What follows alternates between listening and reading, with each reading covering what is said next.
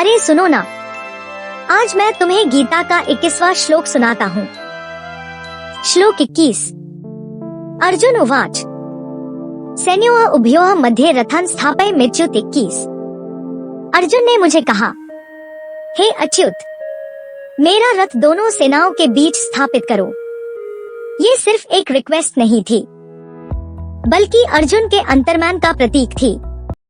दोनों सेनाओं के बीच एक तरफ उसका धर्म और दूसरी तरफ उसके अपने रिश्तेदार, मित्र और गुरु। अर्जुन चाहता था दोनों को सामने से देखे, क्योंकि कभी कभी जीवन के बेड डिसीजन के पहले हम सबको एक पॉज लेना पड़ता है, एक मोमेंट जहां हम क्लियरली दोनों तरफ को समझ सके।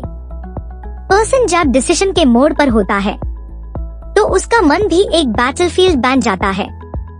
एक तरफ कर्तव्य का स्वार और दूसरी तरफ मोह और स्नेहा का बंधन।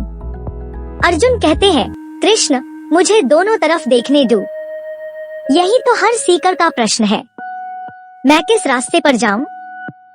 चलिए अब बात करते हैं साइकोलॉजिकल इंसाइट की। Psychological deep research view. 1.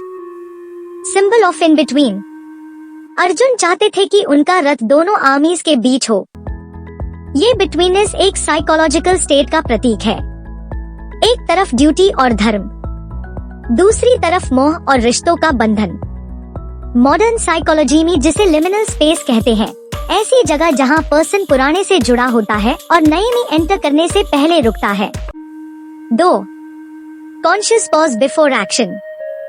Arjun ने डायरेक्ट अटैक नहीं किया, उसने पहले ऑब्जर्व करने की डिमांड की। ये एक माइंडफुल पॉज है जो डिसीजन मेकिंग के लिए जरूरी होता है।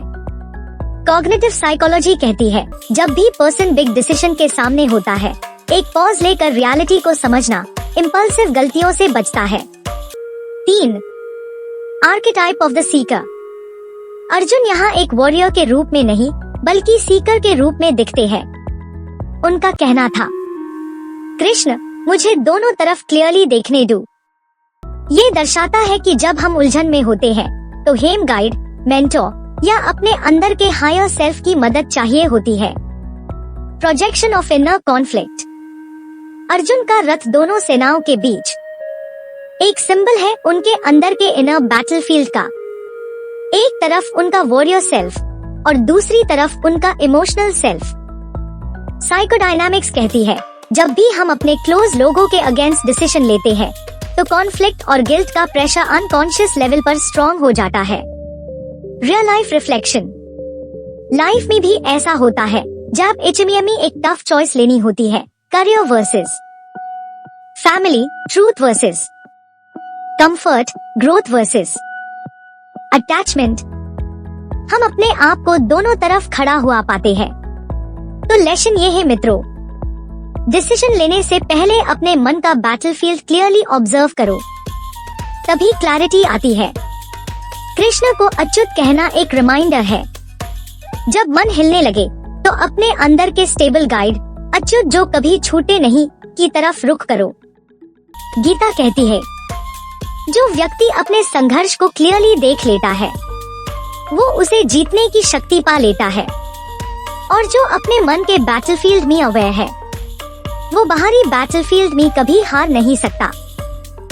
साइकोलॉजी भी कहती है, जब हम पॉज लेकर अपने इमोशंस और रियलिटी को समझते हैं तभी हम इम्पल्सिव गलतियों से बच पाते हैं। अर्जुन यहाँ एक योद्धा से ज्यादा एक शोधक बन गए, अपने अंदर के कॉन्फ्लिक्ट को समझने वाले।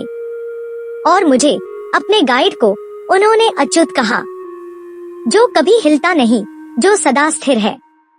यही सीक्रेट है। जीवन के हर कठिन फैसले में अपने अंदर के अच्युत को याद करो, वही तुम्हें क्लैरिटी देगा और वही तुम्हें जीत की ओर ले जाएगा।